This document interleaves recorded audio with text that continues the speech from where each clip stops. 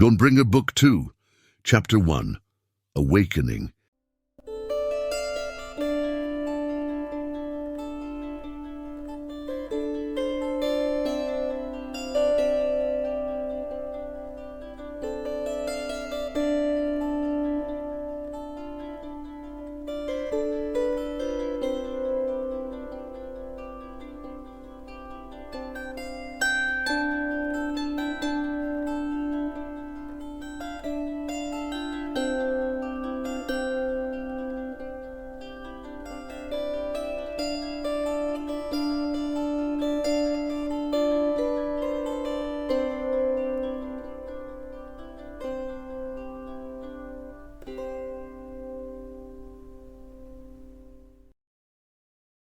Fire surrounds him, licking at the hem of his garments like poisonous tongues, and billowing forth smoke of blackest night, filling his lungs and blinding his eyes. It draws nearer, scorching earth and sky, turning the air itself into living flame. He opens his mouth to cry out, but no sound emerges. Instead, he is overwhelmed, and the fire engulfs him. He sinks to the ground and yields himself up to the flames, to pain, to death. But no, he must not yield to despair. Instead, he reaches out beyond the darkness, the utter darkness, or rather, something reaches out within him, and he yields to its movement, its impulse. A light pierces through the smoke that suffocates him, and before these rays, pure luminescence, pure radiance without violence, pure beauty without force, the flames themselves recede. And he finds himself kneeling against the barren earth in a desolate plain, stretching out in all directions. But the light enraptures him and draws his gaze, and he looks up beyond the desolation, beyond the night of loss, and sees the stars twinkling undisturbed above him. And not only this, but they pour forth their gentle light upon the earth, upon the dead carcass of the land, and from its parched soil seedlings sprout, little green shoots from the blackened soil, as if from fertile earth. He awakes to the sound of voices. Half in consciousness and half out of it, he tries listening to the persons converse, even though he cannot make out the distinct words which pass between them, nor identify who is speaking. But he grows weary with the effort, and gradually the voices fade, and he hears only silence, punctuated by nothing but his own breathing. Exhausted from this effort, he fades out of consciousness for an indeterminate amount of time, and then wakes again. This time, he feels a different awareness stir within him. Even without opening his eyes, he knows that the sun shines full upon his face, warm and bright. But when he tries to open his eyes, he finds himself too weak, and his body does not obey his command, even for such a small thing. Blackness takes him, and he passes again out of thought and awareness. Brother! He hears and he moves to answer, but cannot. Brother! The voice says more loudly, more insistently. "I'm here," he wants to cry, but nothing. Brother! Brother? Eldarian. Celia. Can you hear me? She is standing in the grass, her long hair dancing in the wind. Everything dances. Her hair dances, her clothing dances, the grass and flowers all around her dance, and she herself dances. But no, she stands still, the breeze blowing against her thin little body, blowing through it as if it were a sheet hung in the wind. She's reaching out to him with her palm upraised, stretching as if trying to cross a great distance to touch him, to make contact with him. Can you say anything? Can you respond? My sister, my Celia, I did not know you were alive. What happened to you? How did you escape? I was so afraid and so sorry that I could not protect you. Eldarian. The voice is soft, gentle, but a whisper, yet it pierces through the fog, and Celia vanishes. Now he sees only blackness, though his mind begins to emerge from the abyss, from dream and imagination and grief, and he hears her voice, clear and vivid and true. Eldarin, hold fast. He feels her hands take his own and hold them, cold hands, and yet they feel so warm. He speaks, and the words come from his mouth. They are less than a whisper, but they are words, not imagination. Flesh, not only thought. More than a dream or a memory. Reality and truth. This is communication, voice echoing voice in the vibration of sound by which hearts themselves are shared. He hears her voice sigh in relief, and her hands squeeze his own tightly. It has been a long time, She says. Celia, He asks. His voice sounds strange, as if he has never spoken before, but no, it is his voice, his very own. Celia, I'm sorry, I don't know who that is. Her voice replies, That's right, she is not Celia, she is, I am Elmarie. she says, and the lines connect in his mind, and his heart confirms them. I remember. He thinks, and then he says it. I remember. She does not respond in words, but he hears a sound as of movement, shuffling, and then something damp touches his forehead. A cloth. You are Elmarie. He whispers, and his voice cracks from disuse. And you are Eldarian. She whispers in response, and then he truly remembers, and his heart throbs with 1,000 memories pouring in like a torrent. Is she? Yes? She asks. Is Tiliana all right? She laughs softly. Thanks to you, she is all right. Elmarie replies. And she looks forward to thanking her saviour in person. He opens his eyes and sees her face bent over him, the golden sun glimmering in her hair. Her eyes radiate with colour and depth as they meet his own, and she smiles. Welcome back, She says. Can you help me sit up? Eldarian asks. I feel too weak still to do it on my own, but I don't want to slip from consciousness again. She nods, and putting her arms underneath him helps to lift him into a sitting position, and then places pillows behind him to hold him up. After she has done this, she pulls a wicker chair close to the bed and sits in it. The fire, was it extinguished? Has it harmed many people? He asks. After you left, a concerted effort by the townsfolk was able to put out the flames. Elmarie answers. And most of the people living in the ghetto escaped the fire, though their homes are ruined. How many died? We are unsure, since some of the houses collapsed, but we have report of 25 persons missing, who likely did not survive the fire, while only 16 bodies have been found and confirmed dead. What happened to the other 9, we cannot prove, though it is most likely that they are buried under the rubble and yet to be discovered. Her voice is strained with pain and compassion, but hope burns gently in her eyes. I have spoken much with those who have suffered because of this, and those who have lost family and friends. You have spoken much. How long was I out of consciousness? He asks. A little more than a week. Elmarie replies, looking almost guilty. I was lost, I was burning. Eldarian whispers.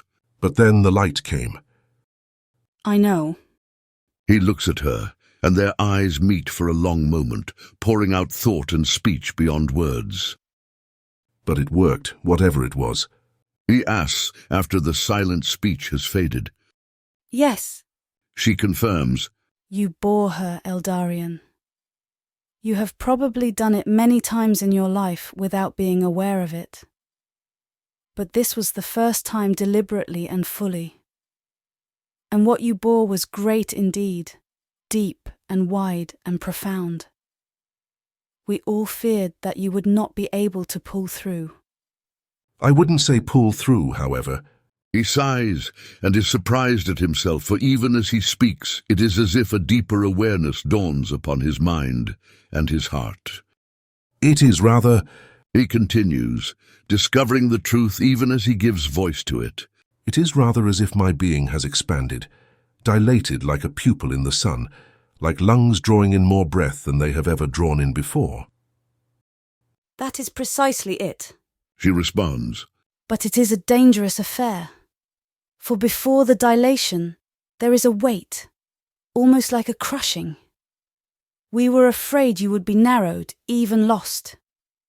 We were afraid that you would lose yourself. She pauses and then she smiles again, and her smile is like silent laughter. But you did not. No, rather you found yourself again. And not only myself. Eldarion says, I found her. It is like she is here inside of me. And what? And you too. Me? Elmarie asks. Yes. You were drawn from the flames and you allowed me to see your need and your pain. And now you live in me. Elmarie lowers her gaze, abashed, and now it is her turn to awaken to a deeper awareness. She has in fact felt different. She knows no better word for it at the moment, since the events following the fire. I did not know until this moment, she says, that you received not only Tiliana but me as well. It wasn't my conscious intention. Eldarion says, but I must have wished for it. You must have wished for it deeply, she says. You were scared and hurting, and she was lost. Eldarion continues, the words forming simultaneously in his mind and on his lips. When I opened myself to bear her, to carry her, I opened myself also to you. And you did, and we owe you more for it than we shall ever be able to repay, says Elmarie. Eldarion chuckles softly at this and says to her, You should speak to Rolain. He knows that there are certain debts that are not debts but gifts, bonds of the heart, of the spirit, uniting together into one those who before were two. How could there even be a balance of accounts for such a debt? Elmarie simply looks at Eldarion, at a loss for words with which to respond. He sees her face full of emotion so deep, so genuine, and so authentic that he has no words to describe it. And then his mind jumps back to the time immediately preceding the fire and sees again, in his mind's eye, Rolain pushing open the door to the Hera's palace and shutting it again behind him. Is Rolain here? Is he all right? What happened at the palace? Hush, Elmarie says. He is safe. Regarding the rest, we will speak of all those matters soon enough. But it is still too early. You need to recover.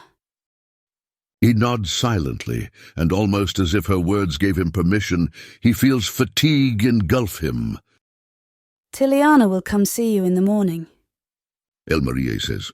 And Rolain is anxious to speak with you as well, though his business many people are currently attending to, and your presence is not needed. Mainly, I think, he wishes to see that his friend and companion is well. Tell him that I am. Eldarion requests. I will, replies Elmarie, and she rises to her feet. Now rest. Thank you, he says to her. Thank you, Elmarie. And then, closing his eyes, he whispers, I just wish that I was able to save them all. He feels her hand upon his head, as if an unspoken sign of understanding, of shared grief, but also a word of gratitude. Before turning away, she says to him, I understand, and I wish it were so too. But you have done what you could. Try to rest in that knowledge, even as you mourn. Yes, mourn, but mourn in hope. Not all rests upon the shoulders of one man, and we know not the plans that lie hidden for each person. All may yet be for good, beyond our knowledge or comprehension.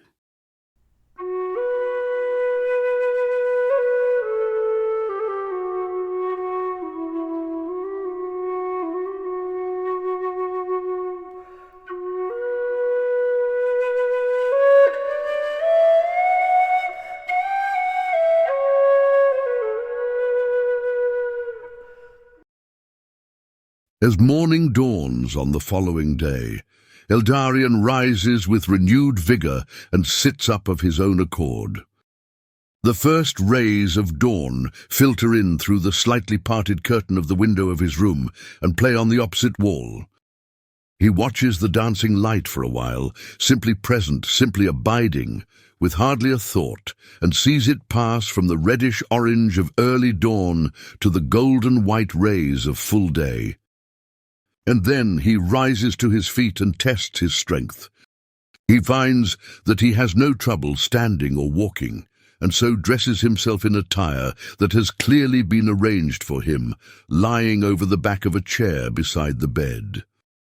These greatly resemble his previous clothing, now worn by much travel and pervaded by smoke and flame, but they are new, as if recently made for precisely this purpose. He pulls on the trousers and boots, and then a light white undershirt, and, over this, a padded gambeson. His mail hauberk hangs against the wall, but for now he omits it, and instead pulls on his tunic and overshirt. Just as he is about to push open the door and step out into the corridor, he realizes for the first time the extent to which he is famished. With a stomach twisted by pangs, a mouth parched and lips dry and cracked. More than a week indeed must have passed, with very little water and almost no food, perhaps none solid. This awareness only makes him more grateful for those who cared for him, thus preserving his very life during this time. He intends to thank them and reaches for the door when he hears footsteps approaching in the corridor outside. Then a moment later the door opens and a face appears in the doorway. "Good morning, sir," the young cleric says with a bow. "Syrian told me to come wake you, but as I see you are already awake. No matter. He himself shall be by shortly with breakfast, and he wishes to sit with you for a while if you are well enough." I would be glad to see him. Eldarion says, Thank you for coming and for your message. "I am at your service." and with this he departs. Eldarion then eases himself into one of the chairs in the room, the narrow wicker one in which Elmarie had sat the day before, and waits for Syrian's arrival.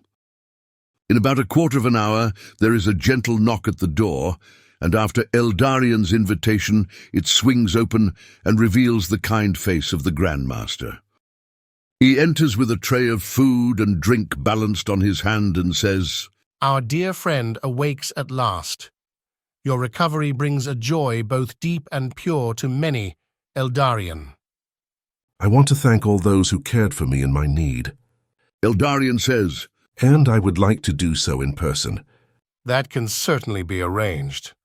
Syrian replies, and then, with a glimmer in his eyes, he adds, Though you know already the three who remained with you the most. You were graced by one or other of them by your bedside almost without ceasing. Tiliana most of all. She has lost those dearest to her, but you gave her another chance at life.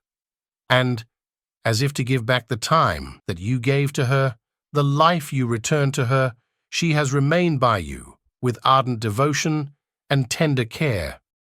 Then I will express my gratitude according to the measure of her devotion. Eldarion says, And that shall not be difficult, as I certainly feel it. Well, you shall be able to do that soon enough. Syrian says, She will come about mid-morning to see you. Elmarie told me as much yesterday. Ah, Elmarie, Syrian sighs with a loving smile. but here you need to eat. I am sure that you are hungrier than perhaps you have ever been. Moments from his past return to Eldarion now, moments of near starvation in the wilderness of Tel Velfana, in which he and his men hid from enemy troops, all the while trying to hunt or trap animals or gather vegetation to sustain their life long after their provisions had run out. But, I am hungry indeed. is all that he says in response. He receives the tray and takes a drink of water, and then begins to eat, slowly at first, for he knows the state of the stomach after many days without solid food. She is dear to you, isn't she? Eldarion asks. Elmarie, I mean? She is, Syrian replies. though she has only been with us for 2 years. There is something special about her. Eldarion remarks. Though that is a word I am loath to use about anyone, since each person is special in their own way. I understand what you are trying to say. Syrian responds. Perhaps the word you are looking for is sacred or mysterious. There is something mysterious about her. Something mysterious that lives within her. Eldarion proffers. Precisely. And Syrian looks at Eldarion deeply, his eyes speaking more deeply than his words. But He begins, trying to give voice to what his eyes have attempted to say.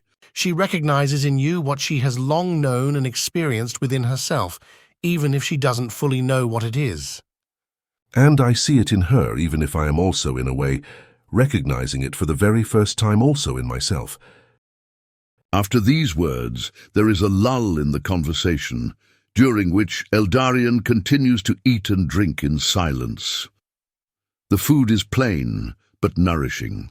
Rye bread, cheese, and a bit of fruit, and a cup of water and milk each. I wanted to ask about what happened with the fire. Eldarion says at last. I expect that I will speak of it with Tiliana, and also with the others, but perhaps you can enlighten me on some things beforehand.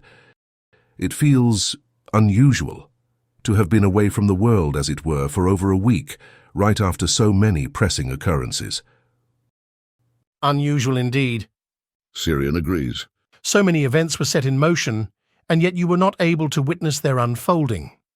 But worry not, they continue to do so, and there is much yet for you to witness, and much that calls for action and discernment. But let me say immediately, not all is for ill, and certain things are even hopeful. What do you mean? Eldarion asks. Suffice it to say that, as we speak, Heras Glenders harnesses all his authority in preparing the people of Ristfand to defend themselves against the coming attack, and the Imperial Councillor himself can no longer stand in the way of such actions. But I wish to leave the telling of such things to Rawlane, in particular, as he will do it far more justice than I. You were right to trust him in speaking with Glenders. It seems that he acted with great prudence and tact. Syrian then rises to his feet and takes the now empty tray from Eldarion. He says, by way of conclusion, But I must take my leave now. I wish not to drown you in conversation on your first day, and I also have many matters awaiting my attention. Please, I encourage you to speak simply with Tiliana in the joy of new life. The other matters about which you have questions can wait until other days and conversations with other persons. I understand, replies Eldarion. and that I shall do. After Syrian has gone, Eldarion pulls open the curtain and looks out the window. The day is bright, and the sun shines full in a clear sky. He guesses it to be about 8 in the morning, maybe a little later, enough time for a short walk in the courtyard before Tiliana arrives. The corridors are quiet as he walks through them, and the courtyard too is silent. The temple is always quiet, it seems, a haven of peace and serenity and stillness, even in a city wrought by conflict and fear. As he steps out onto the stone pathway that circles the courtyard, a breeze breathes through it, whistling gently against the walls and rustling in the boughs of the trees whose leaves glisten in the light. Shadows play against the stone and the earth, against the thick and yet well-tended grasses and flowers. And Eldarion contemplates the interplay of light and shadow as he walks slowly through the courtyard, head slightly bowed. As the path curves with the shape of the courtyard and Eldarion follows it, he is surprised to hear a voice gently singing, so softly that until now, blocked by the trees, he was unable to hear it. A woman's voice, in hardly more than a whisper, and yet full and rich, if not of sound, at least of emotion and meaning and purpose. The child sang a song of lightness, taking leave of sadness, suffocation, bidding farewell to fears and frustration, and resting secure in love's consolation. I sing of you, my friend, my caregiver, for you have given me more than I ever knew, in giving me the one thing necessary, in giving you. How then can I respond but with me, full and true? And she danced upon the blades of grass, unbending, and she alighted upon each flower, each petal, like the dew of morning soft, and, in sun's light, glistening, and all the while, with joy in her heart, singing. The day was hers to love and cherish, her heart's home, but the night was hers as well, soft and still, as every morning she would dance and roam through every field and valley, mountain and hill, and every night she would come back anew to the place which she had never left, for her home was in her heart, where love she knew, and where she remained always with the one who knew her and gave her life. He approaches her. She sits on a bench with her back to him, the shadows of the trees playing upon her as if tenderly caressing her, and the light painting her golden hues of radiance and warmth. Tiliana? He says softly, so as not to startle her. She turns and looks at him. Eldarion. I did not expect to find you here. She smiles. Are you staying in the temple as well? He asks. I am. What about your home? We lost it when my husband left the service of the Heras. She replies. Since then, these previous years, we made our home in the ghetto. From service to the Heras to life in poverty. Eldarion says. It must have been a great change. Yes, but it is one that I never regretted, nor regret even today. The hardships of these last 5 or 6 years have taught me more than I learned in the rest of my life. Eldarion takes a step toward her and opens his mouth to speak, but she interrupts him. And yes, I mean the losses of the recent weeks as well. They still burn my heart more than fire, and at times drown me more than an ocean of tumultuous water. But I am so sorry, he says. You have lost almost everything it is possible for a person to lose. But not everything. She whispers, and then she asks, patting the bench at her side. Will you sit with me? He nods and sits and then responds. I reverence the pain of loss in you and the hope for life. The loss you have felt and known. She says quietly, looking at him, and for the first time he senses something in her voice and her demeanor, something that he can only recognize as vulnerability, like the vulnerability of a person whose deepest secret has just been revealed, and they stand exposed before another, awaiting their judgment, their response. But the life you have also given. She concludes, and she looks away from him. I don't know if I would put it that way. Eldarion says, I cannot give life. It is not within my power to do so. But with your compassion, your suffering, you open the way for it. Tiliana says, And for that I must thank you. If I did not have this gift, this capacity, there is nothing I could have done for you. He says, And I don't know what it means yet, not in full. How can I do such a thing, and why me of all people? I don't know the answer to such questions, but at least for me, they do not matter. All that matters is that you are you. All that matters is that you do have this gift. It is a part of you, it is yours, and it was given to you for a reason. For such a gift of love can be manifested only in a person with the love to embrace it, and to give it, to bear it, as a gift for others. She turns and looks at him again, as if exerting an effort to overcome her vulnerability and to meet his gaze. Perhaps you don't know it, but when you received all that was mine, when you felt it within you, I too felt all that was yours, your very heart, and never before in my life have I encountered something so beautiful. Tiliana. Eldarion says, at a loss for words. This is all so new for me. For so long I sought to help others with the strength of my arm and my skill with the blade. I had no idea that I could offer them protection, help and healing from a place so much deeper, a place where the law of being is not power or strength, but the weakness and exposure of the heart to embrace, to hurt, and to love. And you stepped into that place without hesitation. Tiliana says, Doing thus, you have been for me the kindest and best of friends. I can only hope to give some return for what you have given to me. Yet there is but little that I can offer. I am not like Rawlane, who can be your protector and your companion in journeys and in battle. Nor am I wise and learned, a guide and giver of counsel, like Syrian. I am not even like Elmarie, whose heart so obviously and so deeply understands your own and supports you with this understanding. No, I am weak and poor, but what I am and what I have is yours, and I shall stay by your side to the end. I fear that we walk into danger and even unto death. Eldarion replies, How can I allow you to join your destiny with mine, if that is what it means? Whether you wish it or not, answers Tiliana. you have already done so. Forevermore, my life is bound up with yours, and as you fare, so must I. That is not true. The life that was given to you is yours.